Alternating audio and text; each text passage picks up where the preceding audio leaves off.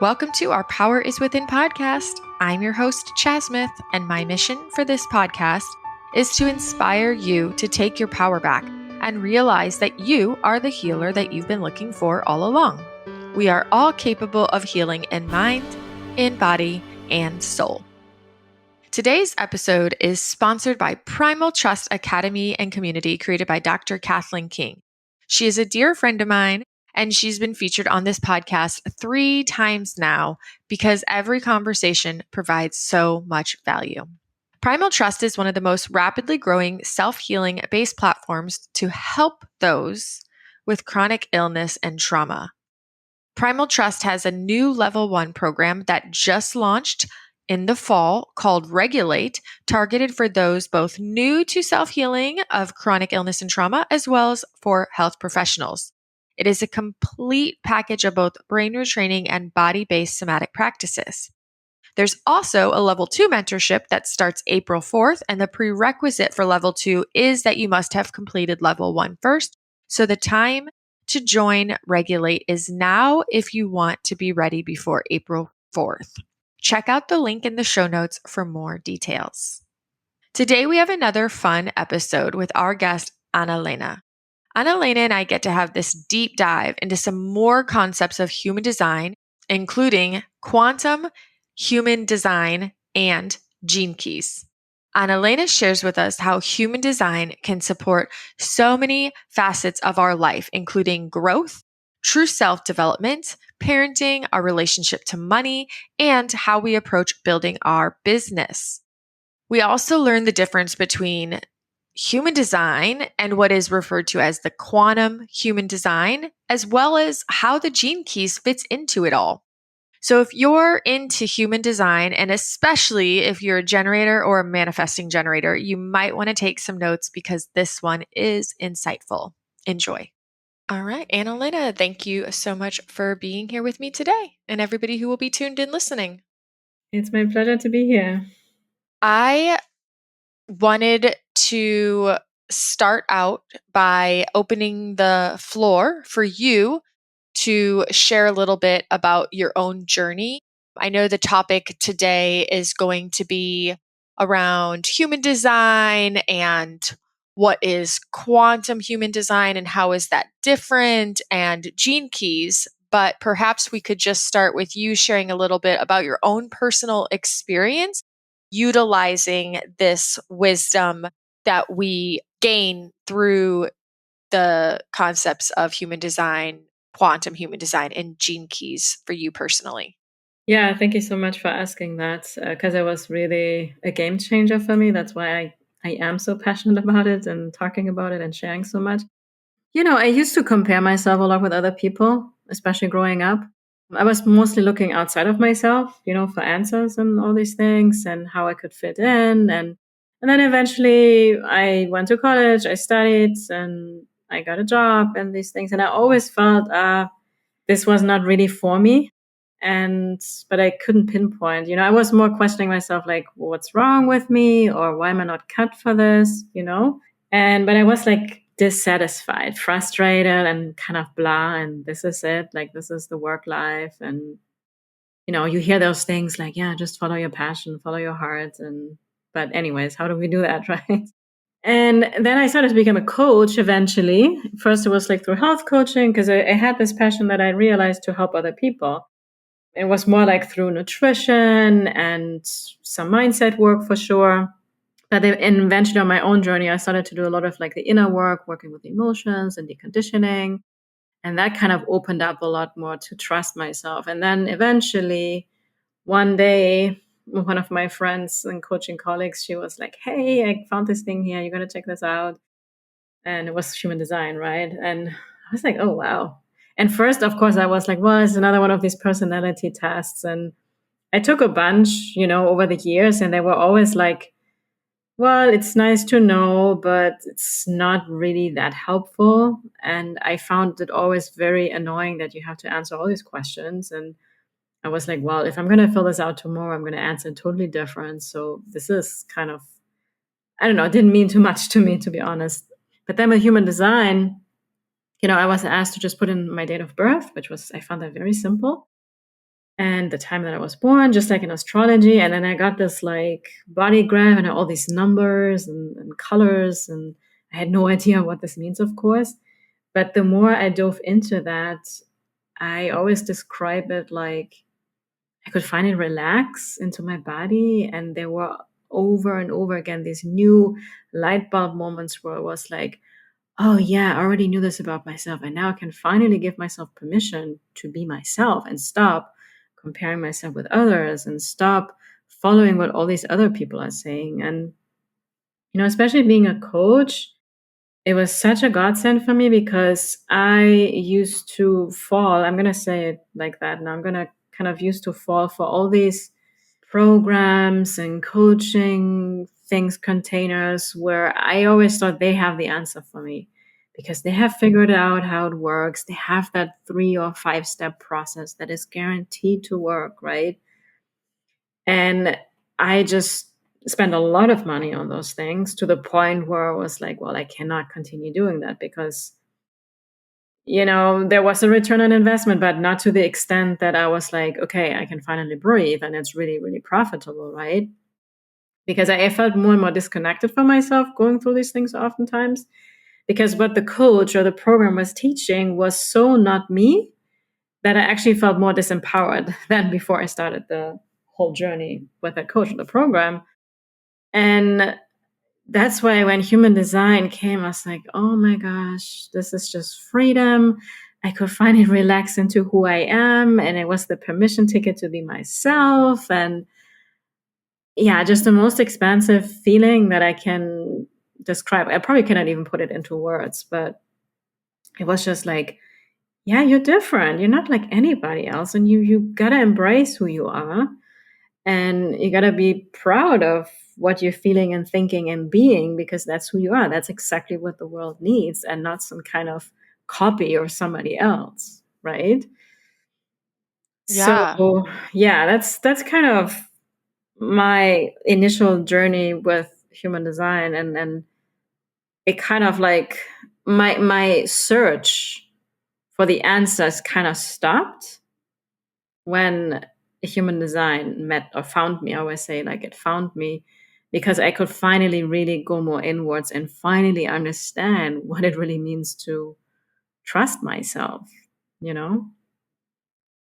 Right. And I bet that the more you discovered about human design, it probably really clicked and made sense why so many of those programs didn't really work for you because those coaches were probably creating a program that worked for them, assuming it would work for everybody, but it was working for them in their unique design, So Mhm. what works for like a generator might not work for the projector, and so if or what works for somebody who's a splenic authority, it might not work for somebody who's an emotional authority. So if you're Oh like, yeah. if you have one, strategy and authority in your chart and you're following a program where or if you're like a projector and it's a program that a manifestor's teaching and they're trying to get you to act like a manifestor and just go do it, it's like, it's going to feel really inauthentic and you're going to feel like you're being asked to do things that feel really out of alignment with what's true for you. And a lot of us, though, when we look to those people as the quote unquote experts who have the answers and we see that they were successful, but then it doesn't feel right for us, we think something's wrong with us or we're not doing it good enough or we're wrong. Yeah, exactly Yeah. that. Exactly. So you discovered first like traditional human design, and it sounds like it really helped you to not only come into self and like start to create self acceptance and trust yourself, but it also sounds like it really helped you from a business perspective also. And because I mean, you used to do more health coaching, nutrition coaching, and now you actually teach human design. Yeah, so at the time when human design, I wasn't doing health coaching anymore, but I was more like a business coach and Okay. helping them, release some of the emotional blocks and release their stories that are no longer serving them. So it's already on like a different path. But then when human design came my way, it was so mind blowing, literally, because for me it was also like, okay, I'm a manifesting generator, so oh, okay, I don't have to pick just one thing because I always knew that I get so freaking bored if I force myself into one thing, right?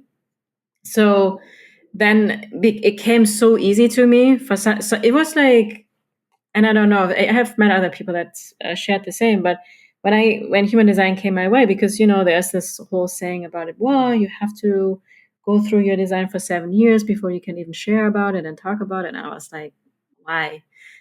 I mean, if we want to change the world, if we want to get this, especially to the children, where it's meant to be, and as a manifesting generator, I'm moving fast. I'm here to bend time, find shortcuts. I don't have time to wait 7 years. Sorry, guys, right? So, and I have always loved to teach. Growing up, when I was actually in high school, I used to tutor kids in math, and I got them from an F to an A in like no time. So I've always had a gift to teach and make very complicated things very easy and practical. So somehow with human design, when it came my way, it was just like I remembered it, if that makes any sense. I was like, oh, okay, because everything felt so true and it made so much sense. And I was just like, so I very early on actually started to share it with my clients. I integrated in my coaching, and I started to, just share on my Instagram because I loved it so much. And actually I learned myself through sharing and teaching. So that's kind of, and then I learned about my human design. I'm a teacher by design. So, and I already knew that, but wasn't giving myself permission for that. Right.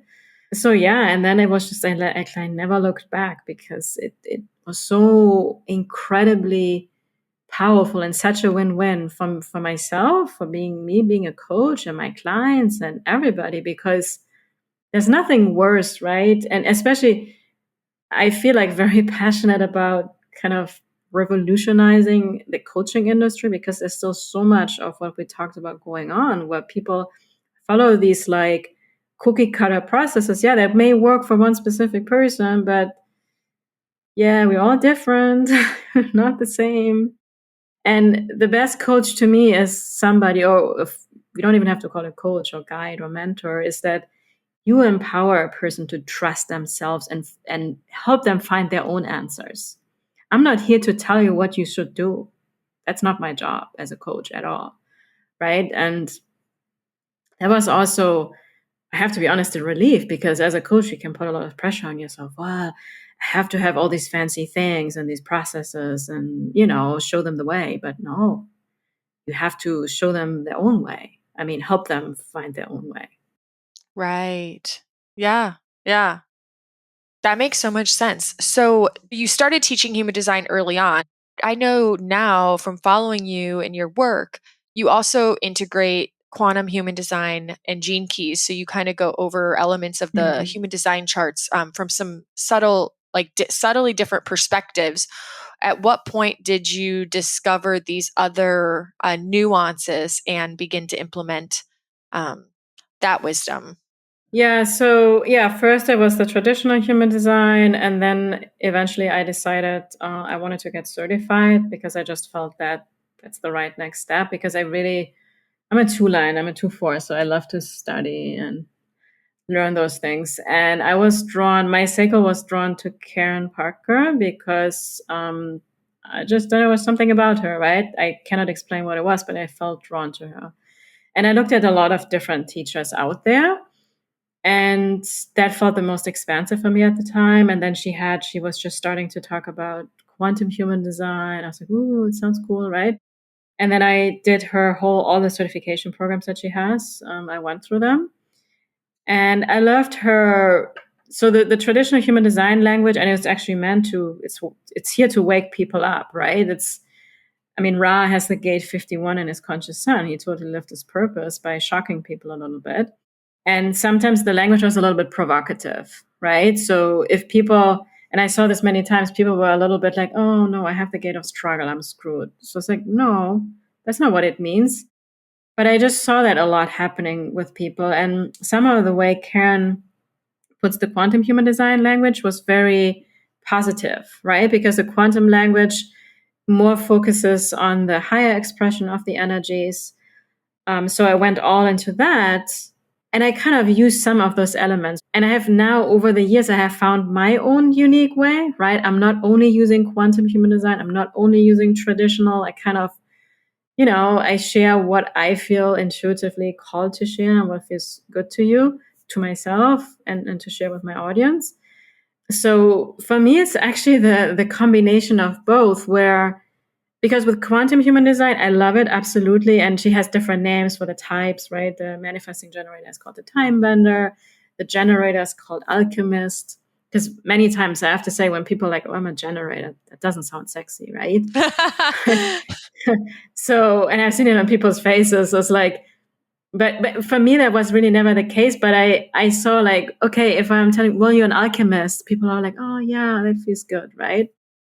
But what I have also then realized, as I have been doing so many readings and working with people, is that with the quantum language, oftentimes it kind of avoids that we look at the shadows, right?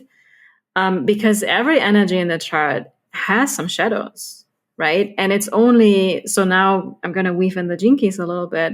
The biggest teaching of the gene keys is, which is in the art of contemplation, is that through fully allowing and accepting the shadow that each of these energies has, right? These 64 gates or these 64 gene keys, that's only how we can access the gift frequency, right? And because I had done so much of the deconditioning work before even human design found me, I really saw so much, oftentimes people in the human design space get so caught up in the information or more in the positive stuff that they were kind of bypassing the shadows, right? But we can't. So that's why for me, I actually find the traditional human design language also very grounding, because sometimes we need a little like wake up call to wake up, or we need a little shock in our life to awaken, So I love it all. And I feel like they all have its place and they all belong together and nothing is right or wrong. They all have its purpose. And we're really here to, as a society, to evolve, right? And to keep developing the wisdom of human design. So, and I'm going to do that now in Analena's own unique way, right?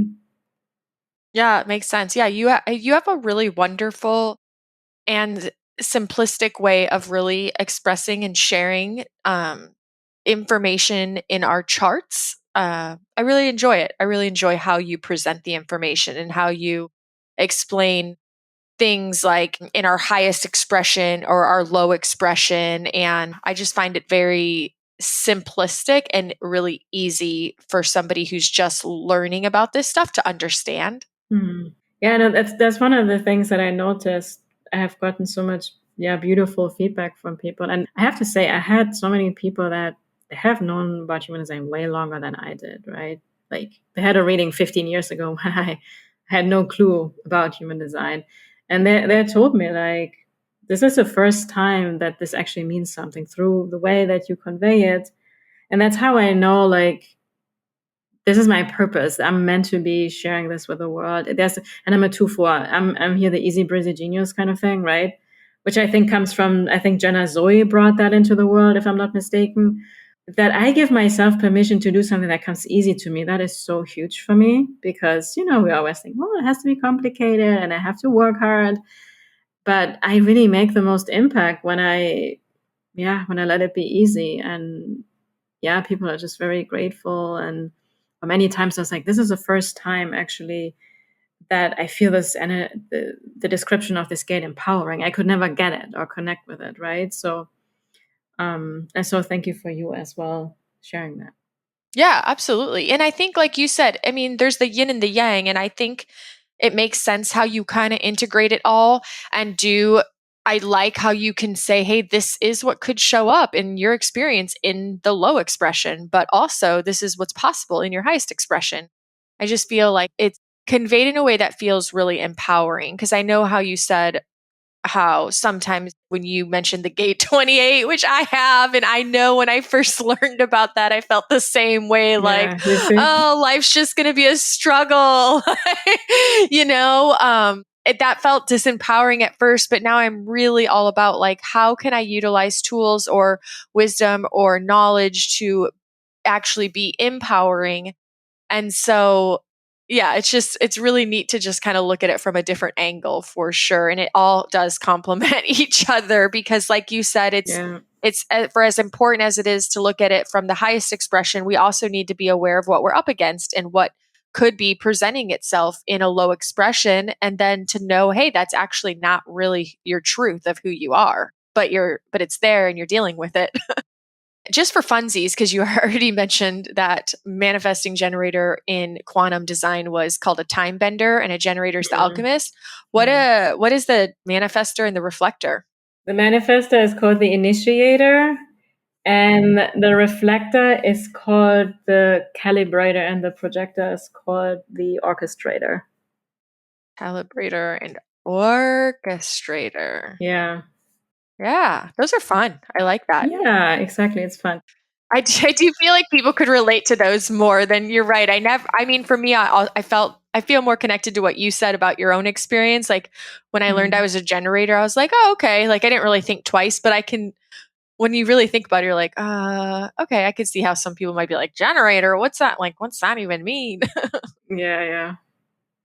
Are there any other ways through the years, because you did some really in-depth training yourself to really then integrate it into your teaching, as you have continued to learn and teach and learn through your teaching, what other ways have you witnessed positive shifts in your life through this experience?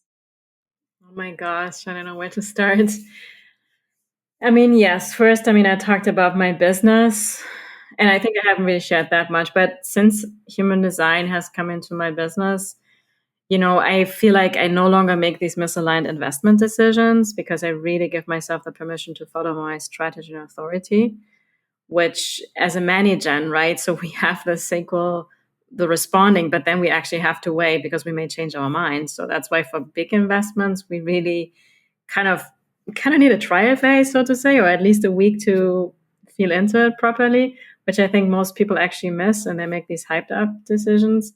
So, and allowing myself to live out this multi-passionism, right? So I have a lot of individual leadership energy in my chart, and I also have this teaching energy, and I also have a lot of collaboration and teamwork in my chart. And I was like, well, how do I integrate all of these? So what now has evolved through that is that I have now a collaboration going on with my business partner, Miranda Mitchell. So we have the Aligned Living Academy, where we actually offer lots of human design services. We actually have a certification there. We have a lot of other programs for different types, and we have masterclass going on a lot.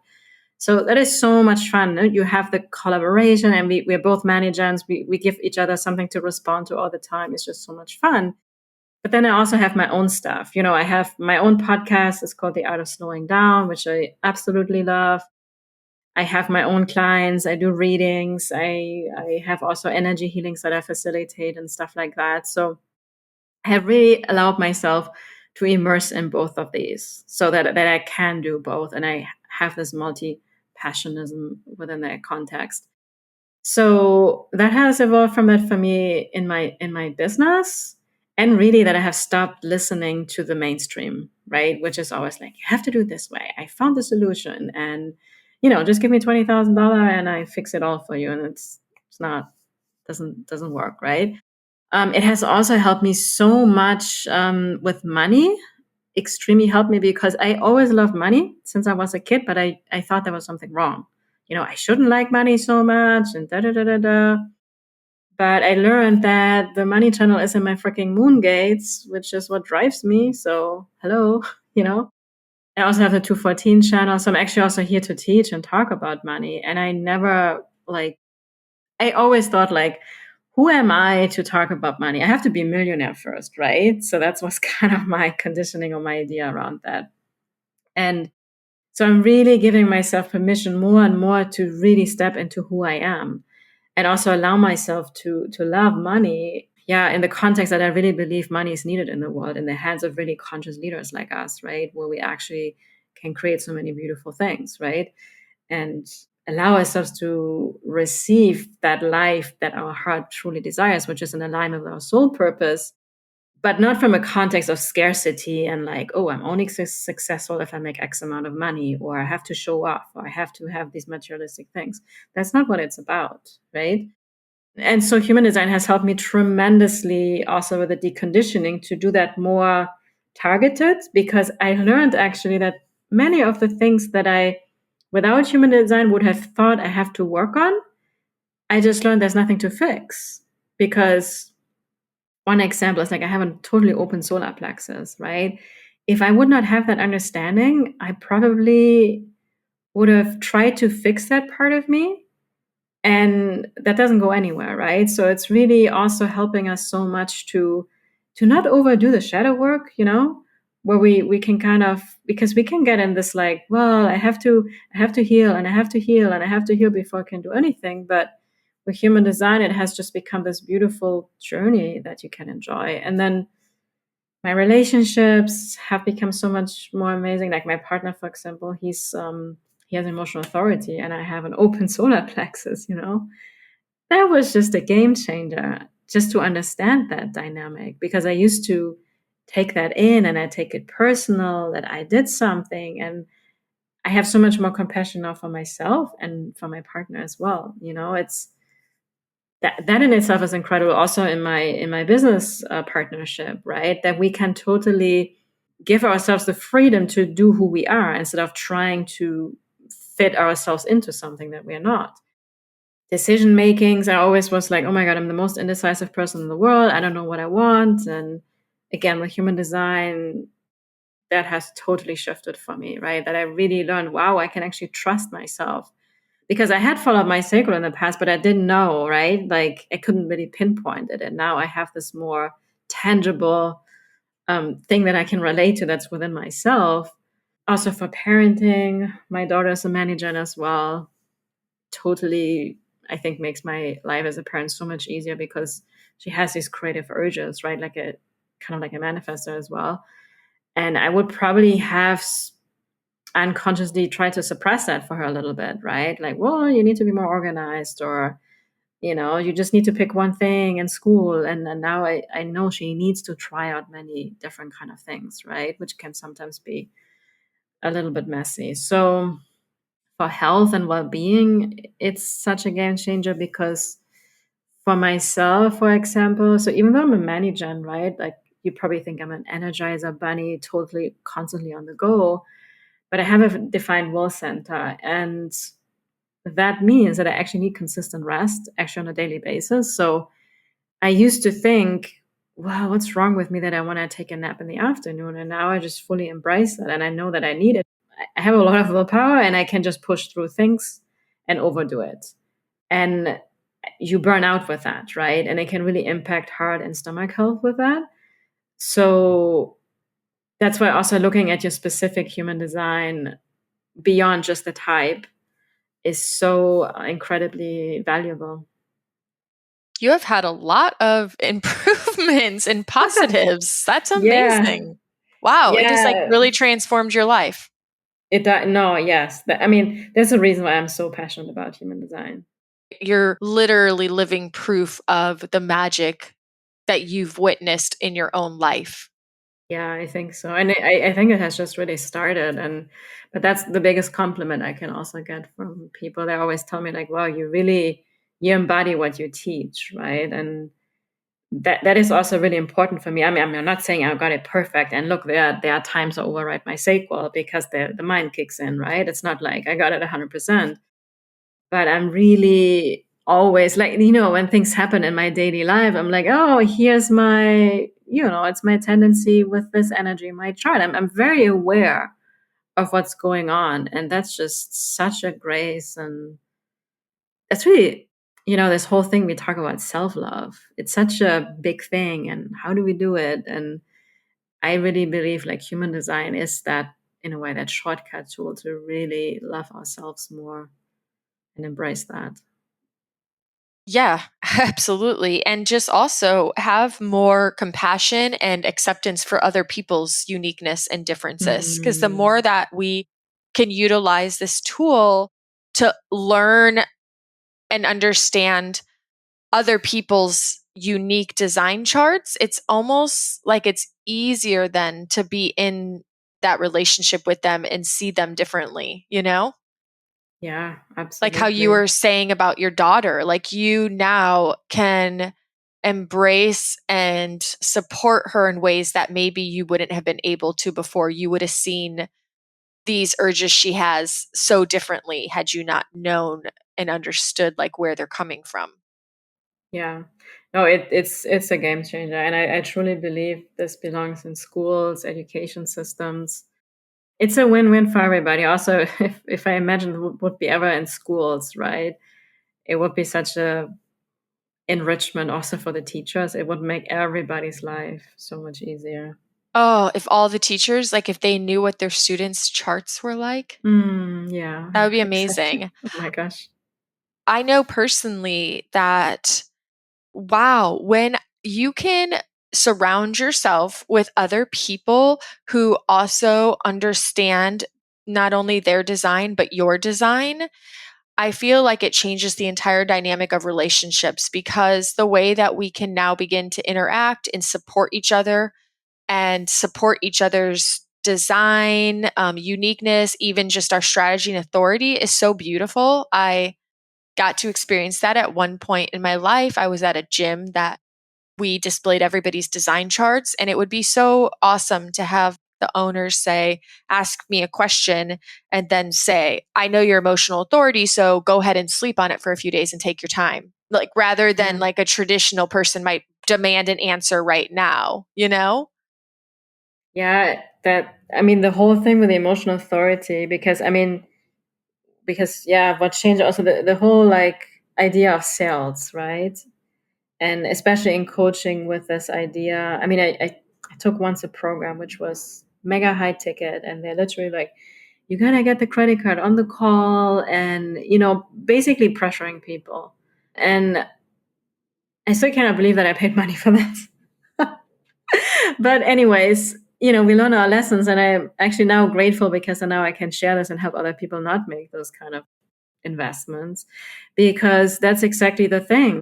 If you have somebody, you force them on the spot to make a big decision, like, yeah, it may feel cool in the moment because you made X amount of money, but then it turns into drama and they want to get out of it, or the client doesn't get the result, and it never really works out. That's why we can just relax, and there's no force whatsoever you ever need in sales.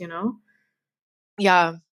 Having a business partner, you had said that you guys are both manifesting generators. And so you can give each other, continuously kind of give each other things to respond to. I bet that really is a game changer to have a business partner that also, I mean, not even that she's a manifesting generator, but just that she's willing to honor her design and your design.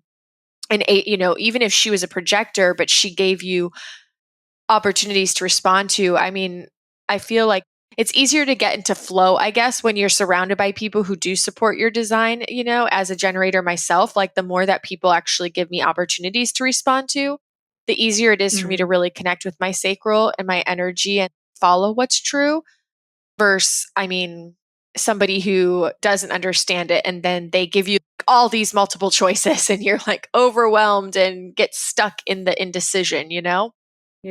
Yeah, I know this is honestly one of my biggest recommendations for any generator type. I mean, generators and manifesting generators, which is what, 70% of humanity. Like, surround yourself somehow with people, because we are here to respond. Like, of course, I also have my own creative urges as a manager, and I like to do things on my own as well.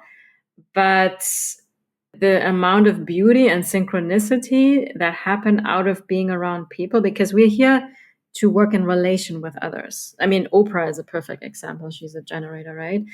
And you and I are being on a podcast is perfect for a generator because you can respond, right? You're not just like, and even myself, I do some solo episodes as well, but anytime I have a person to talk to, it's just, and sometimes I don't even know what I said because it just comes through, but it's in response, right? So everything for us is, we are here to constantly flirt with life and respond to everything that comes our way. And we're here to give each other things to respond to and ask questions. And it makes everything so much easier and so much effortless. And of course, I'm also a four line, because I'm a 2-4 profile. And it's true, like all my, most of my clients, opportunities, collaborations, they have come out of the networks that I have become part of over the years. Like, my business partner, I met her when I first years and years ago went through a coaching certification to become a health coach. So I had known her already for 4 or 5 years.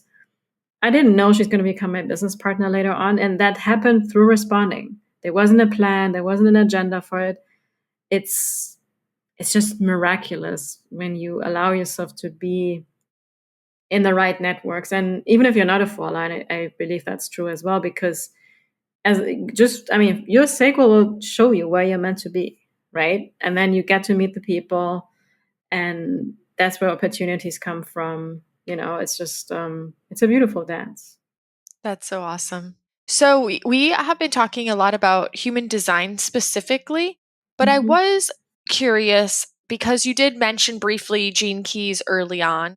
And I have had some people briefly discuss and talk about some introductions to human design, but I've yet to have anyone at all touch base on what gene keys are. And so I was wondering if you could give a nice, simple explanation for the listeners into what gene keys are and how the gene keys relates to and integrates with human design.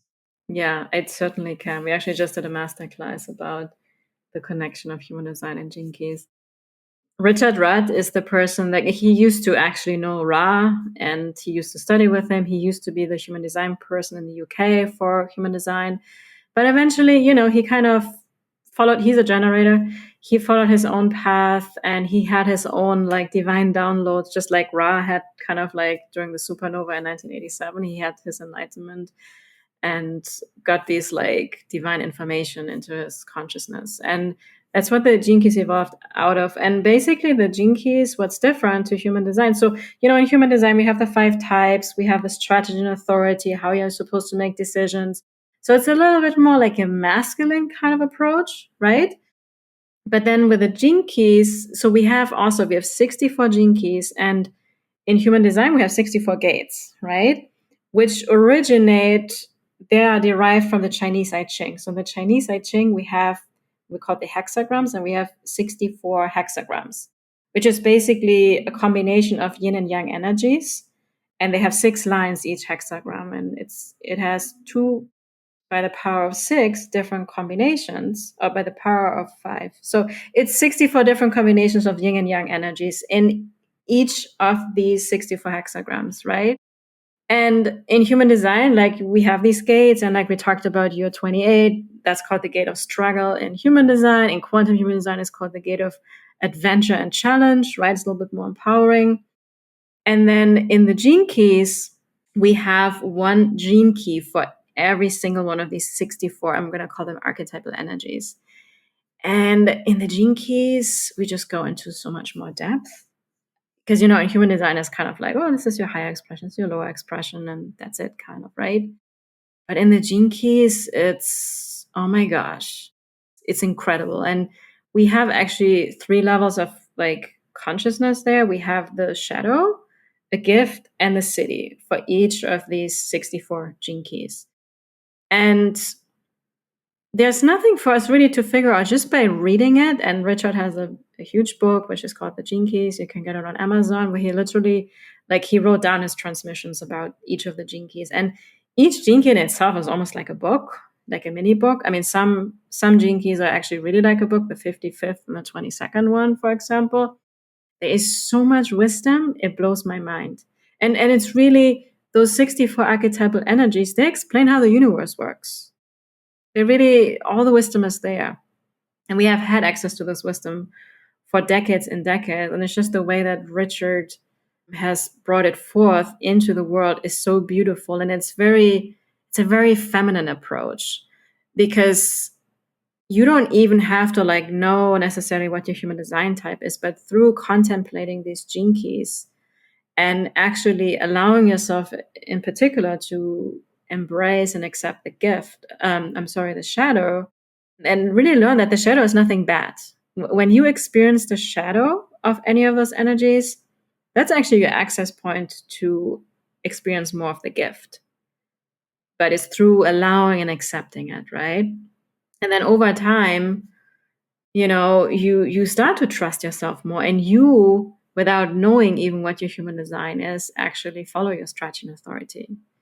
because you are so in tune with who you are. And it's also, there's epigenetics in it. There are all these amino acids, and every gene key is connected to something in our DNA. And it's literally just by reading the gene keys, they get something activated in your DNA. And also in the gene keys, if you can go onto the gene keys website and pull your free profile, which you probably not going to understand much, but there are these, we call it the golden path, and the golden path has 3 sequences that you can go through.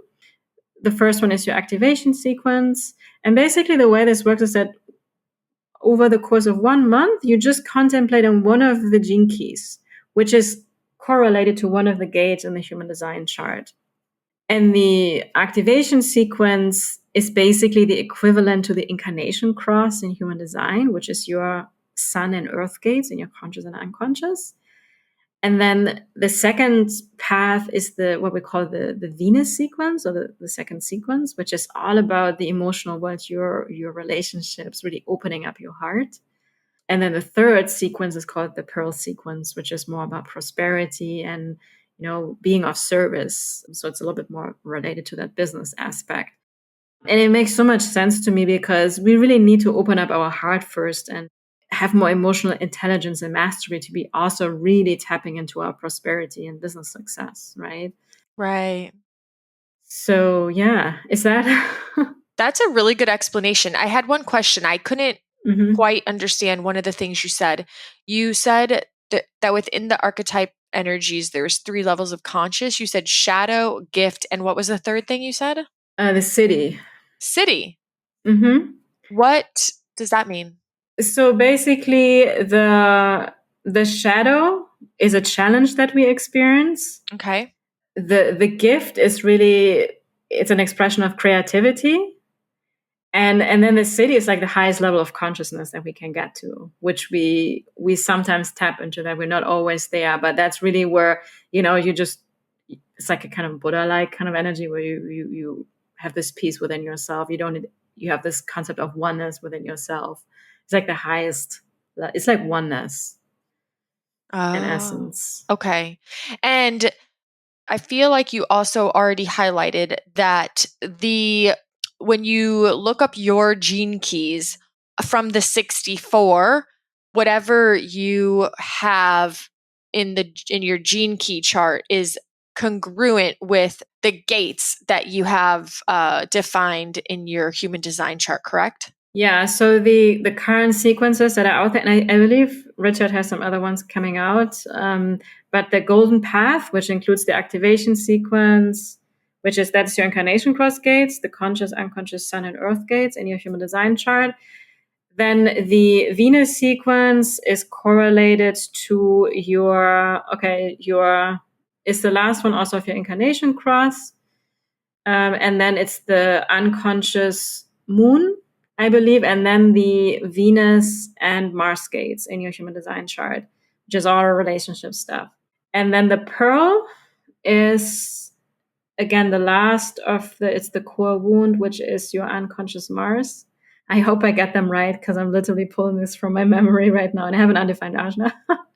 So, and then it's your unconscious and conscious Jupiter, which is all about blessings, and then back your conscious sun in human design is also part of your Pearl sequence. But there are more gates in the human design chart. They're not all in those 3 sequences, but I do believe Richard is currently working on another sequence or something that is integrating, I think, also the Saturn gates, but I'm not exactly sure. Okay. So right now with gene keys, if we were to study our gene key chart, we would be focusing on these 3 sequences, which contain some of our defined gates in the human design chart, but not all encompassing at this time. That's correct. Okay. Yes, that's correct. Kind of the ones that are most and he does recommend, the way that he received this information is like to go through them in that sequence, right? But it's also like, if you intuitively feel called to start with a Pearl sequence, which is supposed to be the third of the 3, go do it. It's not like you're going to do something wrong, but probably, and you can go through the sequence over and over again, right? And you feel pulled back here. And I sometimes, I still look at some of my other gene keys that are not in the sequences. It's not like it's going to hurt or anything like that. And this goes also back to human design. Like you were saying, you have that gate 28, right? What we have to understand is like we all have all of the charts. Right, we do. So like just because I don't have gate 28 defined does not mean I ever have struggle in my life.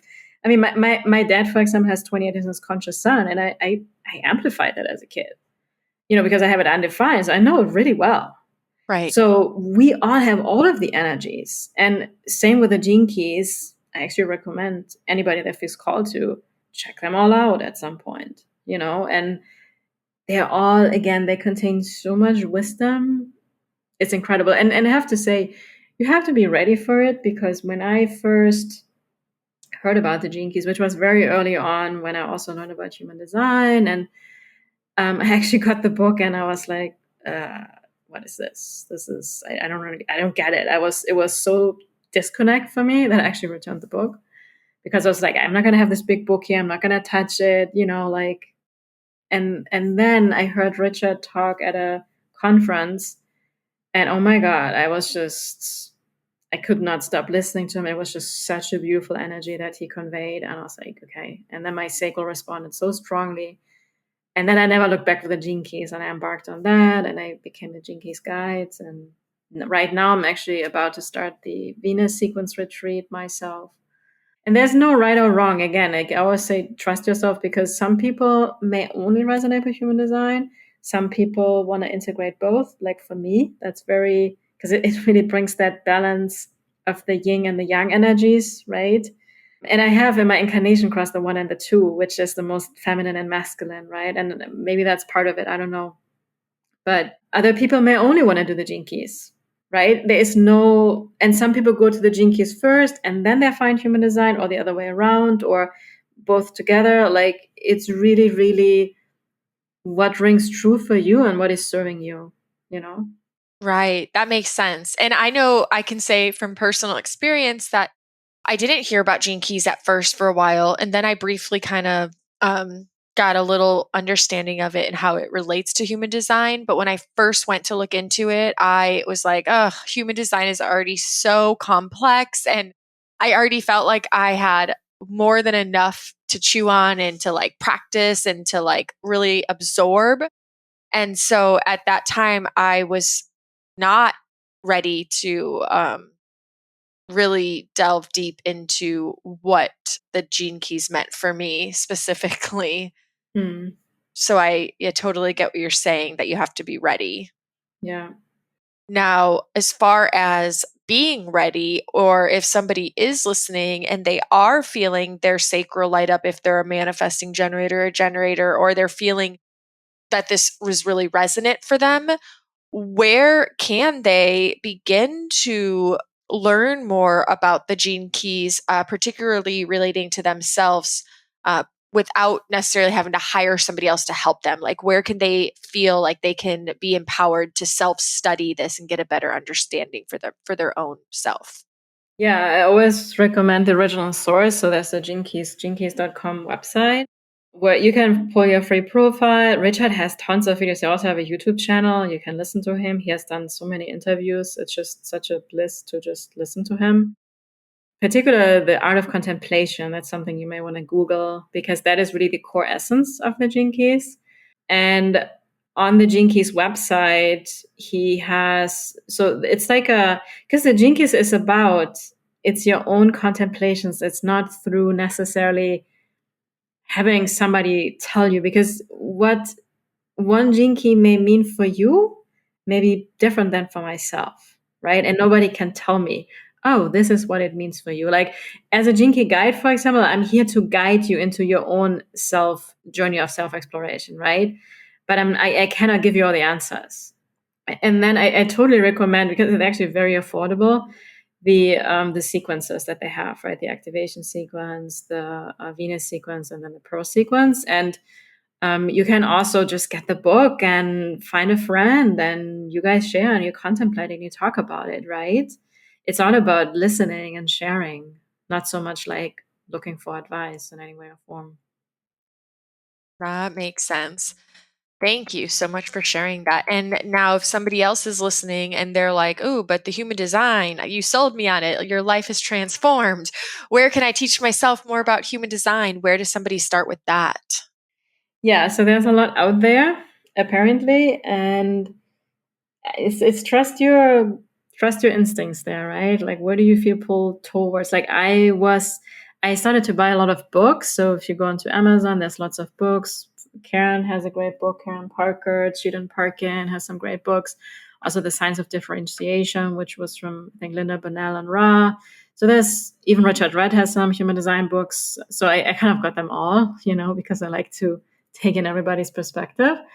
And for me, the right next step was like, I wanted to get certified. So I did that. That felt right to you. Also took a program about the manifesting generator, which was very eye opening for myself. And then I continued to self study over the years. So, and now I teach, and that's also how I continue to learn, right?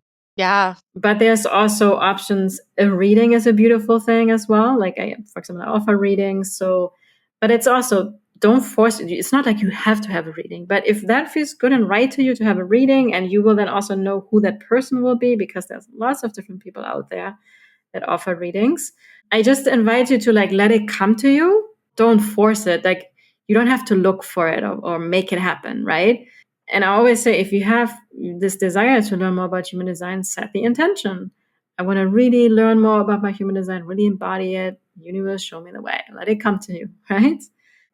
And maybe you want to get certified, then you do that because you also want to do it with your clients and you want to get some more guidance and want to dive into a little bit faster. So there is no right or wrong way. And some people just want to have it for their own personal life.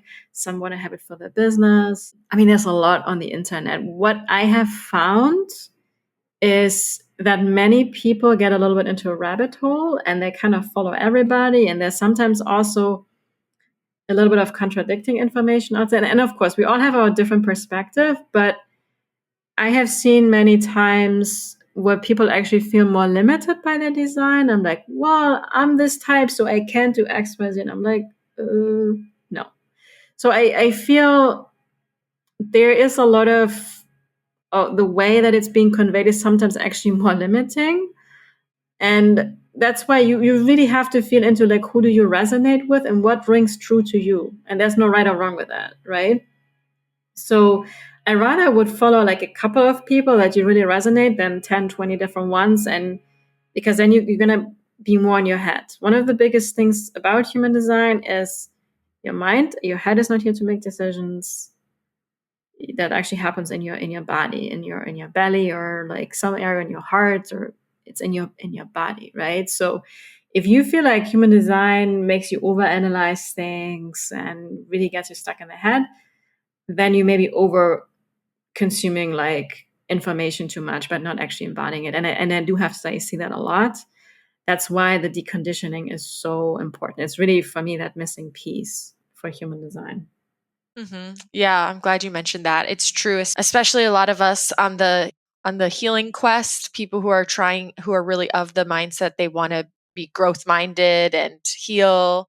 We can get really good at overconsumption of information. Yeah. And I see that happen a lot where people learn something, they learn a little bit about human design and then they just want to learn every single thing, but they're not implementing it or experimenting with it. And it's not just information to learn, it's actually an experience to be had. Yeah. Yeah. It's really less is more. And I mean, now I'm to a point where I'm really into the depth of my charts and all the gates, but you don't want to start with that.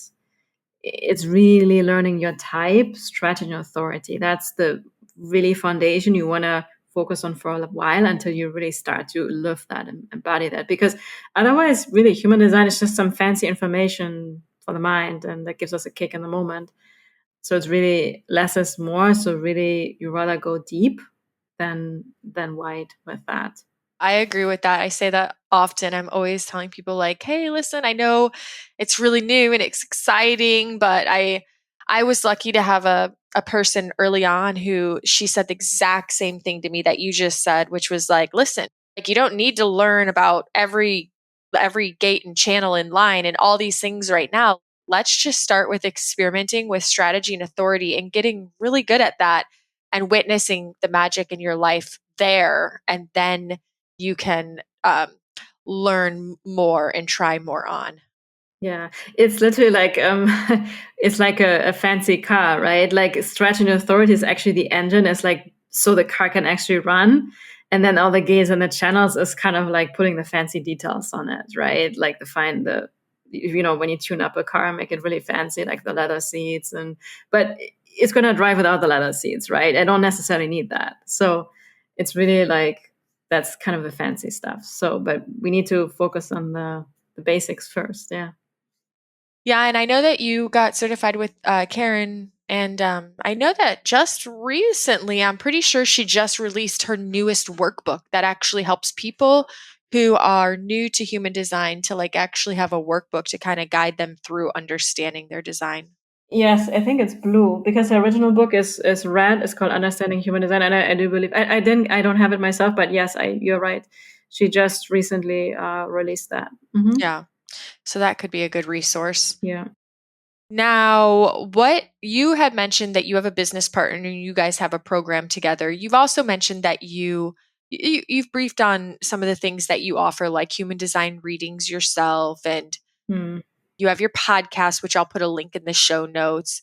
But is there anything else that you're up to? And is there any ways that we can get a hold of you that you want me to include in the show notes for anyone out there who's resonating with your message?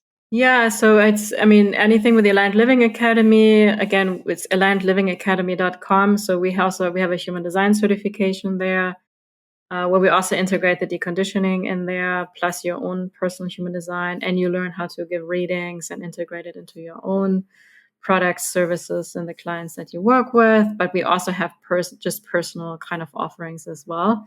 And then my own website is my first and my last name, AnalenaFuchs.com. So I have lots of deconditioning, actually, like lots of energy healing modalities that are already pre-recorded actually for the gates. For example, I have a lot of content around that. I do the readings, I do private coaching. Honestly, my main favorite ideal client are manifesting generators because that's who I am. And if you call yourself like an introvert or highly sensitive or empathic person, so that's really who I mainly work with. If like for like a 6-month container, if you want to go really deep into embodying your human design and implementing it into your business so you can create with more ease and sustainability. Yeah, I think that's basically, yeah. And then the Art of Slowing Down podcast. I'm very active mostly on Instagram. I'm always like happy to connect if there's anything in regards to collaborations. I have become more selective. I mean, as my sacral is guiding me too, right? Because I cannot do it all. But yeah, I'm very like nice and loving person and love to meet you and to connect and all of the good stuff. That's awesome. I'm really glad that you have that like kind of preferred focus. And I think that's really needed out there is like people who are generators, but also introverted. Cause can't that be an interesting situation sometimes? Like, as you said, yeah, if you're a generator, you actually really need to be around people. But if you're super introverted, sometimes it's really hard to put yourself out there around a lot of people. Yeah, it can Yeah. be quite a conundrum. And for me, I'm a manifesting generator. You would Uh-huh. never think, but you have no idea how many introverted, highly sensitive managements and generators are out there. And they Yeah. probably feel very, very misunderstood, Yeah. That Yeah. was another reason why human design was such a game changer for me. Yeah. Yeah. I mean, I understand. I am a generator that is an introvert Yeah. and a 4-6. So also Yeah. having the 4 line need for those relationships, it's like a very interesting balance. Mhm. So definitely can spend some time until you understand your design being like, what's wrong with me? Nothing. You're perfect as you Nothing. are. Yeah. Oh my goodness. Do you have anything else that you're just super passionate about sharing around these topics that I haven't asked you about yet that you would like to have the floor to speak on? Yeah, one of the things that I have started, I think I mentioned it briefly, I've started to talk a lot more about money.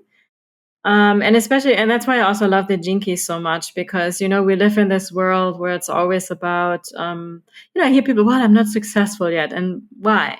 Well, because I haven't made X amount of money, right? We make that, so many of us, like, unless you make X amount of money, you're successful, right? But it's really like, what does success and especially the word prosperity really means for us, right? It's not the accumulating stuff and wealth and actually being in a codependent relationship where we, based on how much money we have, this is how we feel, right? So I have now started to work, because I have done this work a lot with my private clients over the years, and they have seen amazing results. My relationship with money has completely shifted, especially how I feel about money, because you can have a lot of money but feel very scared around money, right? And that's not really sustainable. So so I've started to do more work around that. And I'm in the process right now to actually create some smaller programs to help people, and through the lens of human design, of course, right, with the energies and the charts and stuff like that, and the deconditioning practices. Because, and actually, there will be something for everybody, like also the lower kind of price investment, because I think the worst thing that can happen for people, and because I was there, right, like when you're really in like a very tight money situation, or you have a lot of fears around money, and then you feel like the only way to get out of it is to pay into this high ticket program, and then you're even more scared and more pressure to make more money, right? So I want people to really empower them to have a very like a romance relationship with money, right? Where they can actually see how money is our spiritual teacher, and how it is okay to want to have money, but also not to be codependent with money, right? How you can have this both, and how human design and actually the gene keys are actually such a powerful tool with that in the context with the deconditioning work. So and I have started to talk a lot about it already on my Instagram as well, and people seem to love it. So that's another area where, also according to my human design chart, I'm supposed to talk about it, and I'm actually driven by money. But I also had to learn myself, right? Like 3-4 years ago, I couldn't have done it because I was still in the scarcity mode where I was like, oh, I need to invest into a program so that I can be successful, or I need this, right? And this has completely shifted for me, where I'm now like doing something to really light up my sacral, and then just money shows up, right, as a side product. But I used to be in this like, wow, what can I do to make money? It has never worked, never. And when I see this coaching space still for the majority, it's like, why do we even have to say how much money we make? For what is that helping anybody? Because like when I see in people's Instagram bios, like, I'm a 6-figure earner, I'm a 7-figure earner, like people tend to invest actually from a scarcity place, because they think, if I'm going to invest with this person, I'm going to make $1 million or something like that. They put so much pressure on themselves, and the motivation behind is oftentimes not the right one, because not everybody actually is aligned or meant to be a millionaire or have a fancy sports car. For some people, that's exactly right for them. But some people actually, they don't care. They could care less, but they may think that's what they want because of conditioning of society, right? Mm-hmm. Right. And there can be people out there that they're the happiest if they have a tiny house in the countryside, There are other people, they want to have that big mansion that's aligned for them or whatever, right? Like, and also, what I'm really in that context very passionate about is like, I call it conscious money, where no matter how financially wealthy we are, we always have to keep in mind Mother Earth, and if this is sustainable, right? Because if I have a lot of money, but I'm doing things with my business that are kind of better for the environment, that is not sustainable. That is not how it's meant to be, right? But if I have access to a lot of money and I can create good things with that and improve the health of Mother Earth and support other people, so more people can live in alignment with who they really are, and have sustainable business practices and farming practices and all these kind of things, but not create businesses from a place of greed, right? Where it's always like more, more, more, more. That is not where we're heading. So I guess I'm a little bit passionate about it. I don't know. Well, when you talk about conscious money, you're speaking my language, All right. because I really hope that is the direction we're shifting. I feel like it is slowly. I really hope it is, because yes, I think that is so important, is not just making all of it, but like, what are we doing with it? How are we, not only how are we creating it and the impact we're having on the earth, but how are we spending it, and who are we choosing to spend it? Like, where are we choosing to spend it and what are we choosing to spend it on? And are those businesses conscious minded? Yeah, exactly. Exactly. And we are in a little bit of a dilemma right now, right? Because many people that have very limited access to money, they're almost being forced to buy from companies that have like labor practices that are super unethical and foods that are super toxic, right? Because they're cheap. And it's for us to bring back that equilibrium in the world. And I really believe that will depend a greater deal on the people that have access to a lot of money and make those conscious choices where we're going to say, we're not going to support any kind of company anymore that is using pesticides. We're not. We're not going to support any kind of companies anymore that are, paying under wage X amount of money for people that cannot even, like, by working full time afford to just have a general living, right? Like those kind of things. I really feel like that's why I believe there needs to be actually more money in the hands of conscious leaders that are Yes. making those more conscious choices. And I want to empower them more and more with that. Yeah, I love that. I think that it's spot on. It's so important. We need the transfer of the money to, like you said, end up in the hands of conscious leaders for sure, because it is a catch-22 right now where so many people, maybe they would make better, healthier choices for themselves and the earth, but they are in a position where they literally can't. Yeah. Yeah, it's really hard. This is totally going on a sidetrack here, but the other day I got so excited because I saw that there's finally a business that's making compostable undergarments. Oh my God. Yeah, I'm the Which same is so way. cool. I get the biggest kick. Like honestly, like, you give me $1 million, I would build a eco-friendly house, everything organic, like essential oils and healthy food. Like that's all I mean, just when I see a piece of furniture that is like from real, like reclaimed, refurbished wood or something like that, right? Instead of like these kind of like chemically colored kind of, I mean, cheap stuff that you find here. Yeah. It's just so beautiful. And I love minimalism and simplicity, and that's really what luxury is for me. But the Yeah. more we're connected to Mother Earth and nature and sustainability, and create also buildings that are that last longer. Like, I mean, we live here in Florida, right? And I mean, I could go on a rant, but the way the buildings are built here, it's a disaster. The quality, everything is made to break, and I'm just like, plastic. Like I always get excited when there are things like, oh, we have straws now that are made from apple pulp or something. Yeah, exactly. But yeah, I mean, the key is to getting it to an affordable price for most people. Yeah, because Yeah. if those straws cost $10 each, like, okay, it was not going to Which help much. which Yeah. means that then the people that are like choosing to do this growth minded work are the ones that need to like start up in their worthiness levels when it comes to money and trusting that they're worth it. Yeah. Yeah, for sure. I think there needs to be taxes for companies that are still using plastic and any kind of those kind of things. I mean, Well, can't we dream? I'm not really like into politics, but those are those kind of things that I would start to implement. Yes, can't we dream? Not even Exactly. dream. Let's just keep holding that intention. Well, let's keep the vision. Anything is Yeah, keep it. possible. Exactly. Yeah. Yeah. I mean, Well, hopefully we'll get to see it in our lifetime. yes. Oh my gosh. I think we could make an entire episode out of talking about this because it's my passion. I am always looking for new companies that do things for Mother Earth. I truly believe that when she's healthy, we can be healthy. And Yeah. there's an inverse relationship for sure. So yeah. So we'll just Love leave it. that little nugget for everyone listening, a little bonus. Yeah.